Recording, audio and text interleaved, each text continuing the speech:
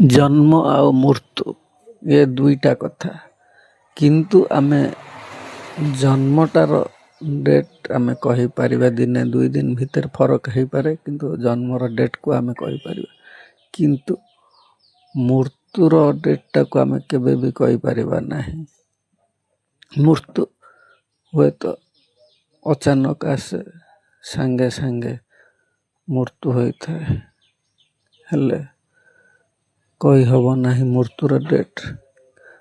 ମୃତ୍ୟୁ ଅଚାନକ ଏମିତିକି ବସୁ ବସୁ ଖାଉଁ ଖାଉଁ ଯାଉଁ ଯାଉଁ ଏମିତି ବି ବିଭିନ୍ନ ପ୍ରକାର ମୃତ୍ୟୁ ଆସେ।